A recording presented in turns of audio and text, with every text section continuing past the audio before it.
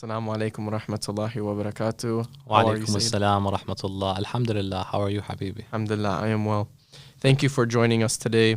The thing that I want to bring up today is a rather delicate and sensitive topic, and that is dealing with addictions. And this is something that Muslims and non-Muslims alike struggle with. And I wanted to see what Islam's take is on dealing with addictions, whether it's someone like me, I'm personally struggling with addictions, or if it's someone else, how do we help another person who is dealing with these addictions? You're absolutely right. This is something that afflicts Muslim and non-Muslim. Many people have the wrong impression that Muslims are immune to this. Well, contrary. This can affect our children, parents, siblings, Muslim and non-Muslim. And at the same time, affect ourselves or affect those around us that we know and love. People need to come to that realization as soon as possible that if it's not an issue in my life right now, then I need to be keen and wary about how it's affecting the lives of those around me, or cautious of what the future might bring in my life as well. Because everyone is subject to being tested in life. And then people make poor decisions in their lives as well that lead them to becoming in a more risky position as well. However, Islam has, like everything, given a formula, given solutions to many of our world's problems. And indeed, without a doubt, one of the greatest problems is the drug epidemic, rather the drug pandemic. It's affected countries, Muslim, non-Muslim. We see this in the world today. Islam has provided many forms of guidance on this. Number one, always be there for someone that is struggling.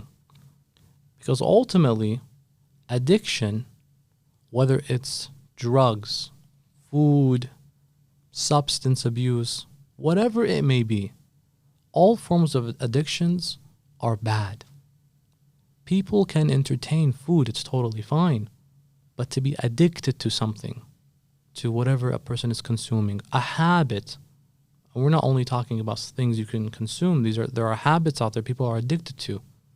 Haram actions that people do in private rather than in public, but they're purely addicted to. Shows that they watch, improper shows that they like to see, scenes, etc.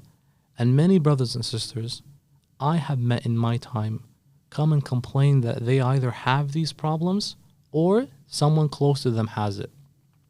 I believe as soon as we come to that acknowledgement that this is a real issue, it is not something we should shun, push to the side, the more our community leaders step up and examine this and find solutions to it, the better it is for all of our communities. And yes, inshallah, in the upcoming minutes, we could look at some forms, ways to address an Islamic perspective, inshallah ta'ala. Yeah. So, getting to that, it would be fair to say that narrations and Quran will discuss some sort of it's a big issue, addiction. So it would be fair for me to say that we have hadith on it, or maybe the Quran talks about ways to go after addiction, getting rid of it, battling it, whether it's you or someone else. You are not a perfect religion if you don't address every aspect of life. And Islam should be seen as a way of life rather than just, another religion from the religions out there, like there are colors out there, just another one. Mm-hmm. It is indeed. And to us, it is the greatest of all religions. However, it is the greatest of ways of life as well. And in life, we have these issues. We see them. There are traditions, indeed, that discuss the abuse of something that a person constantly does all the time. And some of the terminology might not be the same, but the scope and the principle remains the exact same. So for example, we have a narration by Imam Ali ibn Abi Talib, alayhi salam. He mentions that something done constantly, al-adat, he describes it in that manner. We always use the term adi. Oh, it's normal. He says al-adat in this context meaning something that is always done. He describes it as qahirat. Al-adat qahirat. It's a very short, simple, sweet statement. Qahirat means reprehensible, discouraged. To constantly see yourself repeating, repetition, the same thing over and over.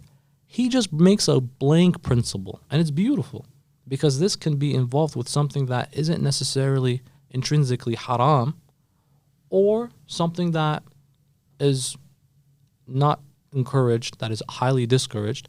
He says whatever it is, if you find yourself repeating on repetition without any positive progress, that's extremely reprehensible. Qahirat, qahr, you know how the term is discouraged and despised intensely? He says that. This, with regards to haram, prohibited acts in life, fits the whole realm of addiction. Because what is that state? If not to constantly want to go back and return to it. And if you lack it, you miss it and you need it. And so it becomes something adi in your day to day. Some will say then, based on this logic, my 9 to 5 that I do every day, my schedule, oh, that to me is also adi. Well, that's something I have to, that's normal, that's repetition. No, but that has a progress, a positive one in your life. Ultimately, you're gaining success financially, you're raising your family, so on and so forth. Amir al-Mu'mineen hints at this, and he says something that brings about no good to you and is always on repeat is highly discouraged. Qahirat, there's qahr in it in that sense.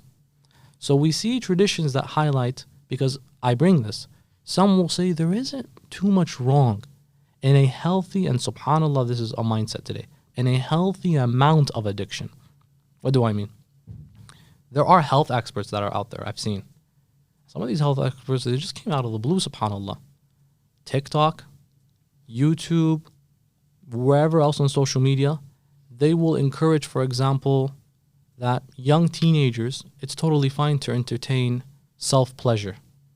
It's totally fine to go through these things. These are normal forms of life. And it's not the worst to be addicted to it because you're not harming anyone, you're not harming yourself, that sort of thing. This is completely leaving out the willpower aspect, the spiritual aspect. You need to be in control. The ideal Islamic human is one that is always in control of their desires, of a desire that is both positive and negative. A positive desire is one that heals me in life. If I have no control over myself regarding it, that's still not positive. I love, for example, going out to the gym or going out my routine that, for example, my 9 to 5, but I make no time for my other priorities in life. What I am doing isn't intrinsically bad, but the side effects are bad. This aada is reprehensible. Us as Muslims, we should be open to this issue more, and I feel it hasn't been something that we have yet to acknowledge, but we are starting to acknowledge it more often. As social media, technology advances, we notice this being a more reality within our own communities. I know, and I'm sure you probably know, there are certain brothers in this community who struggle with these things. This struggle is extremely taboo, though, culturally. So what do? They have a hard time opening up. Exactly. Who do they go to? You know, who's available for a Muslim girl who wears hijab, who's struggling with an addiction? Who's open for her to that? A therapist is. We encourage that. But our leaders, our community centers should be able to provide resources for these. A brother or a sister that's out there can be an influential figure for them. If a person doesn't feel comfortable to open up about their problems, that problem will stay there. How many people do you know who struggle with something like this? Or have you seen during your time? To me, I feel like a lot of people, not just, I think it's fair for me to say that a lot of people struggle with like the phone addiction or video game addiction, Maybe, but the thing is with addiction is that people tend to, like you said, they conceal it, which is, it's their choice. But I think an important question also to bring up is that these people who don't come out about the addiction, like they know that they're struggling with it every day. Wouldn't it be like, how do I say this? It's like they're not bad people. Maybe on the outside they're very, like they're following their religion right. They're morally good, but just they struggle with this addiction. So because they know it's bad, they don't want to come out and say it. So then it makes them look like, oh, well, I'm a bad person. Absolutely right, by the way. One of the most disgusting mindsets out there is to look at someone struggling with an addiction as a bad person. Maybe, if anything, one bad, wrong decision, involuntarily, a person probably didn't know that they would end up in this path. No one looks for addictions out there. Honestly, no one says, I can't wait to be addicted to this new thing. No one says that. Everyone hopes to be in control of what they want, what they crave, whether it's phone, video game, the extreme, drugs, substance abuse, so forth, whatever it is. No one says, I can't wait to become addicted. That's a negative byproduct. That person, if a heart doesn't have sympathy for them, that heart needs to be rechecked. Because you're absolutely right. There are those who will say, they will use really bad words too. They'll describe them with derogatory terms. There are so many terms out there, social words that are just new and new. That's an abuser, that's an etc., that's a whatever. Why shun that individual? Yeah, and they end up staying in that state of addiction because they're too scared to come out and say it. Exactly. You're not helping them. And this is what's being said regarding them. This person falls more into these pits. Little do you know, Allah might put you in that situation or worse. If not you, your kid. If not them, your sibling. If not, this could happen to your life. Don't think, I'm a Muslim, that will never happen to me. Habibi, it's a mental health issue. A mental health addiction. There is a mental, psychological issue here. And like everything that can be learned, it can be untaught. Why do you close the doors and say, they're straight up going to hell? People have this habit with homeless people, by the way. Well, they'll see them struggling and they'll refuse to help them because, they'll just take my money and go do something else. Do something bad with it. First of all, you're assuming. Second of all, okay, don't give them money. Give them something that'll help them, for example.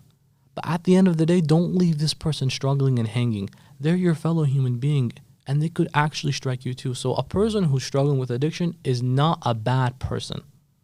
Because of the same statement we said earlier. They're not actively looking to become addicted. They just happen to be there. Yeah, it's just a struggle that people deal with. Addiction is a day-to-day basis type of thing. And when you struggle and you don't speak up about it, you're not going to be able to get the help that you need.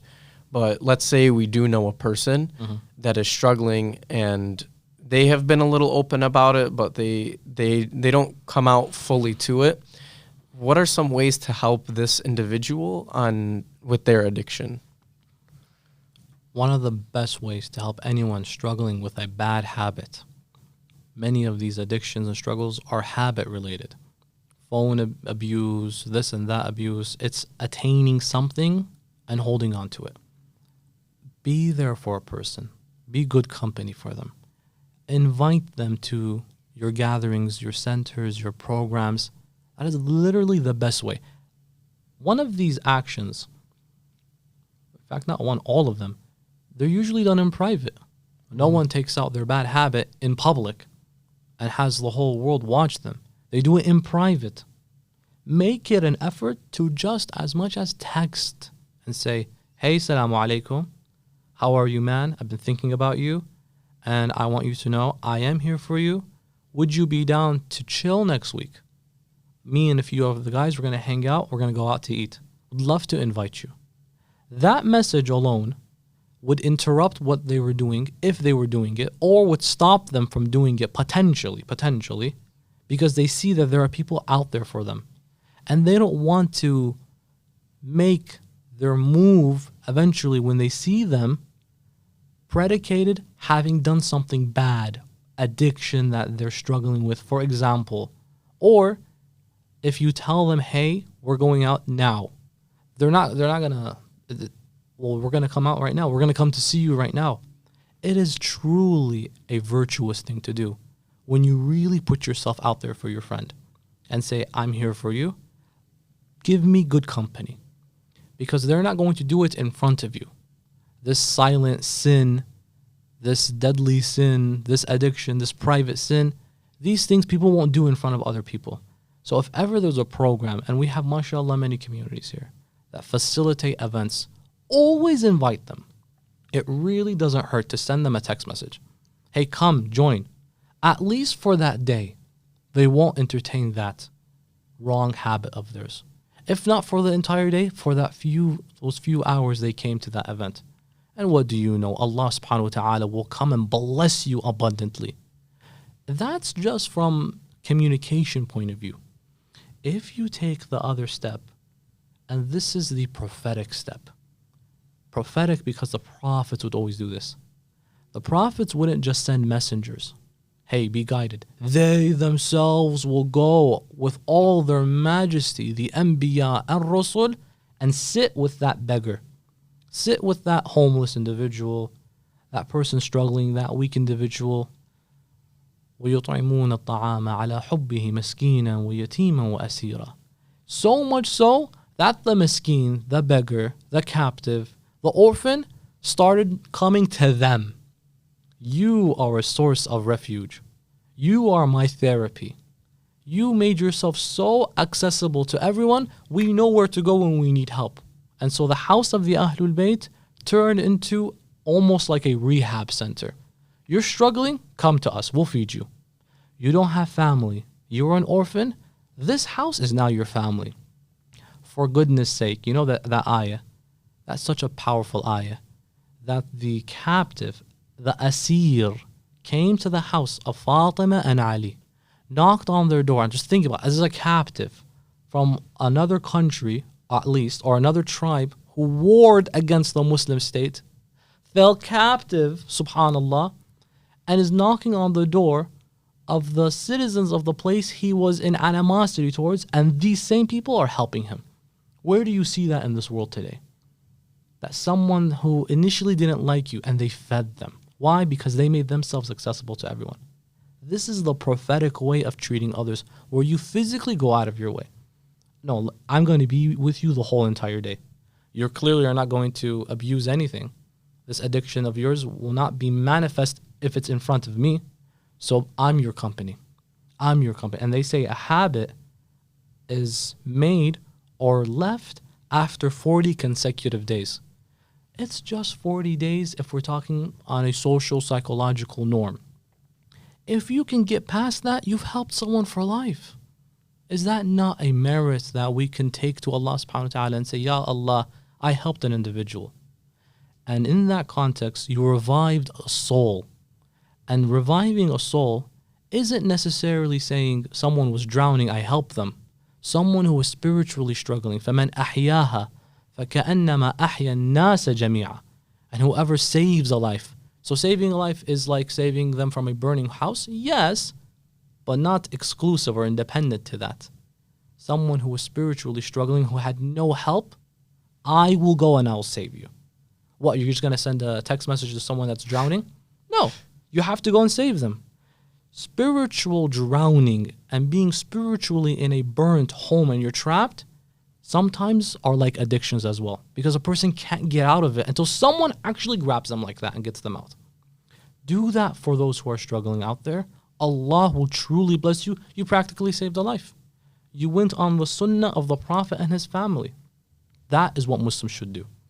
This is not only just advice for people who notice that a friend of theirs or someone they know is struggling with addiction, but this is also advice for the person who is struggling with the addiction to go out and seek help.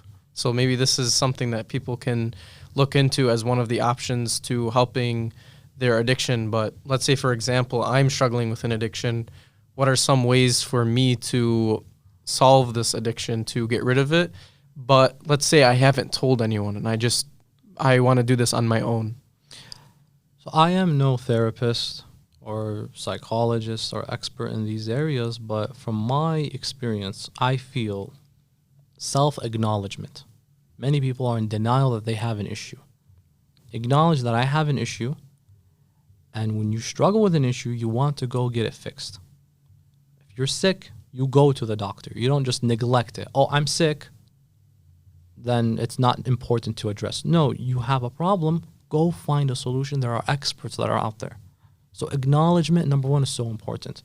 Because if you don't acknowledge that you have an issue, when in reality you do, don't kid yourself, then you'll never seek help for something you're making a million excuses for. So it's very honorable, commendable to start off by saying, I have to admit I have this issue. There's no shame in that. There's no shame in that.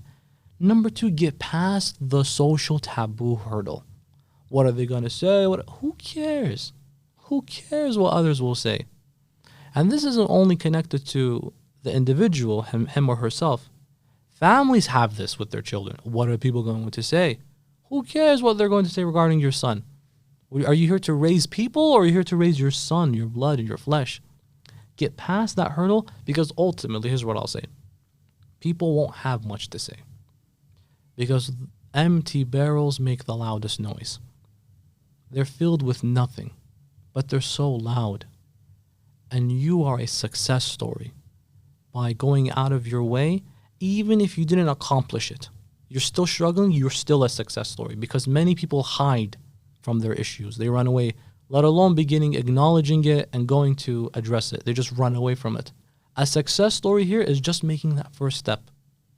Find someone you're comfortable with, open up to them. We're not saying acknowledge on Facebook, make it public news. No. These are personal issues, and they should remain personal indeed. But the first step is to find counseling. Someone that can help you, guide you, hold you by the hand, literally, figuratively, and just go with you throughout this journey. An older brother figure, a parent. All our parents love us, inshallah. If not that, a friend in the community that you're comfortable with. I'm here for you. I'm always here for you. Find a sister, a brother, who cares? Someone that will maintain your secret for you if you are very conscious about that. And they'll guide you throughout this entire way, inshallah ta'ala. It starts off with acknowledgement, and you move on with that by seeking professional help. And like every issue, like every da', there is a dawa for it. And this indeed is a da', is a struggle. There will be dawa for it. Many people need to go back to that beautiful narration by the Imam. It's attributed to him. دواؤك فيك وما تحسب وداؤك منك وما تشعر أتحسب نفسك جرم صغير وفيك الطوى العالم الأكبر. Your illness is from you, but you don't see it. And your medicine is within you, but you don't sense it. At the end of the day, dealing with addictions, you can take as many over-the-counter drugs as possible, and that would help for some time period. But you don't want to develop a dependency on that. Your dawa is inside of you. Develop that willpower. Get out of it. Taking as many over-the-counter stuff can help, but temporarily. Until the next time you need it again, you will be maybe going back to that hurdle. If you can develop that willpower, and that happens with good company a lot, with advice, with solid friends, you internally will get rid of that issue, because the issue became and started off internally. It's from you, but it can also get rid of it. You can also get rid of it from you at the same time, but you don't see it. So willpower, the struggle from within, psychological and inspirational motivation, Allah subhanahu wa ta'ala will help you in that regard, and have tawakkul ala Allah, and Allah subhanahu wa ta'ala will help every individual that is struggling with this, inshallah. So from what I've taken away from this is that it's good to go and reach out to people, of course, trustworthy people, and you have to learn to battle from within. It starts with an internal thing to, combat it. Is there maybe a story that you know of someone who was struggling with an addiction that could maybe give some hope to those who also struggle with an addiction? Someone who has won that battle against it and has came out victorious? I remember reading an article on many brothers and sisters will be familiar with this platform, the Muslim Vibe, where I'm sure you're familiar with it, where there was an interview done with a brother who had a very bad, nasty habit. And typically with people who go through the habits that he said he went through, they completely submit to it and unacknowledge their Islamic faith. This brother acknowledged he was still Muslim by having and maintaining this bad habit of his. At the same time, he recognized that I still owe Allah a lot, and so I'll just seek counseling and help. Little by little, he was able to get out of that state of mind, and he never relinquished his Islam. I bring this as an example, and the interview was done with our dear friend Brother Salim. I bring this example because many people, they reach a point of despair, especially those who are struggling. They feel like it's over. Allah, Deen, it's done. One thing leads to other. It's like it's charging interest. You're already struggling to maintain this payment. Now there are other payments you owe as well. So it's like, forget this. No, there are cases like this beautiful case where acknowledge you have the issue, hold on to your faith. It's okay. It's totally fine. You're a Muslim that has this. There's nothing wrong with that. Don't relinquish your iman. Allah will help you. And that's why despair is extremely looked down upon from a theological perspective. You can have the world's problems, but if you have Allah, those problems are fickle. It doesn't matter. And there's that nice statement many people like to tattoo, I notice. Don't tell God how big your problems are. Tell your problems how big your God is. And I imagine why people would tattoo that, right? Yeah. That's a beautiful reminder, because it truly is. If Allah is going to save you, nothing can end you. But if the whole world wants to save you and protect you, but Allah doesn't, nothing can protect you. Allah is your source. Allah is your rock. You're struggling, or people you know that are struggling, Allah is your mountain. And build your faith on that mountain. It will never shake. Inshallah ta'ala. Inshallah. So we can conclude with this. I want to touch back on that a little bit. There are people who, like you said, they go into this state where it's despair. They keep continuing the cycle of this addiction. And I just want people to understand that if you're Muslim and you're struggling with this addiction, it doesn't make you not a Muslim just because you struggle with this. People should look at the fact that Allah is the most merciful, and they should turn to Him in repentance. Maybe, is there any final advice to give to these people who struggle on a day-to-day basis with this? Maybe to let them know that, this religion they give us solutions on how to beat these addictions, as you've mentioned. Is there any other solutions or advice you can give for these people that struggle with this? I would say, immediately find a friend. Find a friend. Talk to someone. Don't do this alone. We are social creations, and we socialize. Some of the worst punishments out there are solitary confinement. And why? Because you're excluded from company.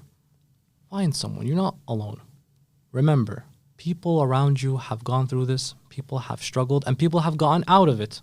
You're no exception. You will make it through. You got this, and everyone has your back. And more importantly than us having your back, Allah got your back. And when Allah has you, nothing can put you down. But find someone. It makes things easier. Find someone you can trust. And I'll even go off a limb. Find a non-Muslim friend you can trust if that works.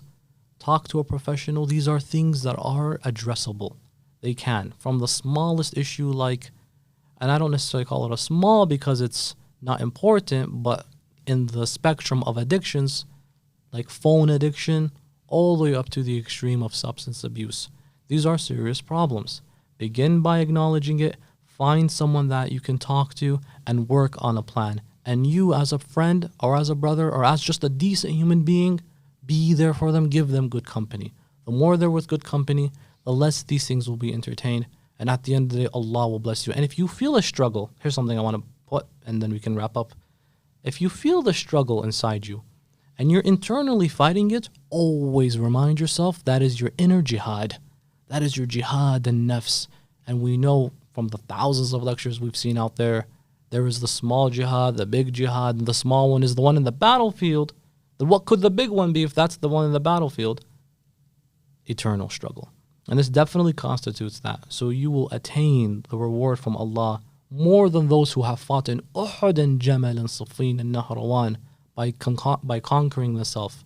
For whoever conquers themselves can conquer the world. لا يغير الله بقوم حتى يغيروا ما بأنفسهم. Allah will not change a group of people unless they begin by changing themselves. And this is not directed to those who are struggling with addictions, rather to those who deal with those who are struggling with addictions. Change your mindset on how these people are.